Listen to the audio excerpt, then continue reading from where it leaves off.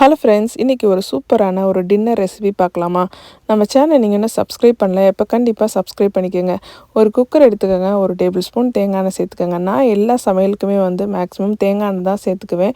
நீங்கள் என்ன சமையல் எண்ணெய் சேர்க்குறீங்களோ அந்த எண்ணெயில் ஒரு டேபிள் ஸ்பூன் சேர்த்துக்கோங்க.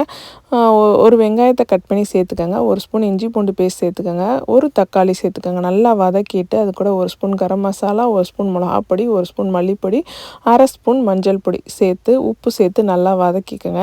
நான் மட்டன் கீமாவை நல்லா கழுவி வச்சுருந்தேன். அதை நல்லா சேர்த்துக்கிட்டு நல்லா அது கீமா வதங்குற அளவுக்கு நல்லா வதக்கி விட்டுக்கலாம். நான் கொண்டக்கடலை ஊற வச்சுருந்தேன். கொண்டக்கடலையை நீங்கள் நைட்டு செய்கிறீங்கன்னா மார்னிங்கே ஊற வச்சுருங்க. ஊற வச்சுட்டு அதில் ஒரு கப் நான் ஊற வச்சுருந்தேன். அதையும் சேர்த்துட்டு உப்பு சேர்த்து நல்லா மிக்ஸ் பண்ணி விட்டுக்கோங்க. நல்லா வதங்கி வரவும் 2 டேபிள் ஸ்பூன் அளவுக்கு தயிர் சேர்த்துக்கோங்க.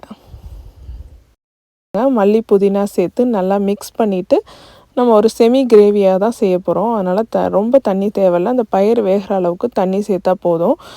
சேர்த்துட்டு மிக்ஸ் பண்ணிவிட்டு நல்லா குக்கரை மூடி வச்சு ஒரு 2 விசில் விட்டு எடுத்திங்கன்னா சூப்பராக குக் ஆயிரும். இங்கே நான் கோதுமையில் பரோட்டா செய்ய போகிறேன். அதனால் கோதுமை மாவு ஒரு 1/2 கிலோ எடுத்திருக்கேன். அது கூட உப்பு சேர்த்து கொஞ்சம் கொஞ்சமாக தண்ணி சேர்த்து நல்லா சாஃப்டான ஒரு டோவாக பிணைஞ்சு எடுத்துக்கலாம். 2 டேபிள் ஸ்பூன் கடைசியாக எண்ணெய் சேர்த்துட்டு நல்லா அதை மடித்து விட்டு பிசைஞ்சு கொஞ்சம் ஒரு 1/2 மணி நேரம் ஊற விட்டிங்கன்னா சூப்பரான சாஃப்டாக வரும் இந்த நம்ம பரோட்டா. ஸோ இங்கே அதுக்குள்ளேயே நமக்கு இந்த பயிர் ரெடி ஆயிடுச்சு, குழம்பு ரெடி ஆயிடுச்சு, சூப்பராக ரெடி ஆயிடுச்சு. நம்ம பரோட்டா போட ஆரம்பிச்சிடலாம். நான் இன்றைக்கி நூல் பரோட்டா மாதிரி போட போகிறேன். அதனால் நல்லா எண்ணெயிலேருந்து தடவாமல் மாவுலேயே பரத்திட்டு நல்லா தின்னாக பரத்திக்குங்க. அதுக்கு மேலே லைட்டாக எண்ணெய் ஒரு ஸ்பூன் அளவுக்கு எண்ணெய் சேர்த்து நல்லா ஃபுல்லாக ஸ்ப்ரெட் பண்ணி விட்டு இந்த மாதிரி கோடாக நீளமாக கட் பண்ணி எடுத்துக்கோங்க. ரிப்பனாக கட் பண்ணி எடுத்துகிட்டு அதை நம்ம ஒன்று சேர்த்து பரோட்டாவுக்கு சுற்றுவாங்க இல்லையா, அது மாதிரி சுற்றி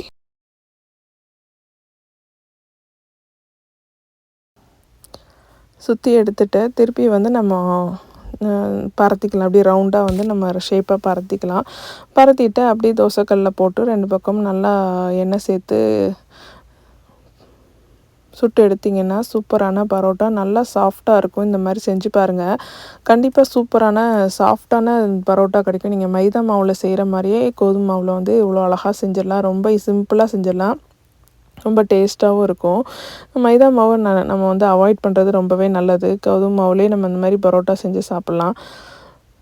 ஸோ எல்லா பரோட்டாவும் அதே மாதிரி நான் போட்டு எடுத்துகிட்டு என்னுடைய டின்னர் சூப்பர் ஹெல்த்தியான ஒரு கோதுமை மாவு பரோட்டாவும் சன்னா கீமா மசாலாவும் தாங்க இன்றைக்கி. உங்களுக்கு இந்த டின்னர் ரெசிபி பிடிச்சிருந்துச்சுன்னா லைக், ஷேர் அண்ட் கமெண்ட் பண்ணுங்கள். தேங்க்யூ.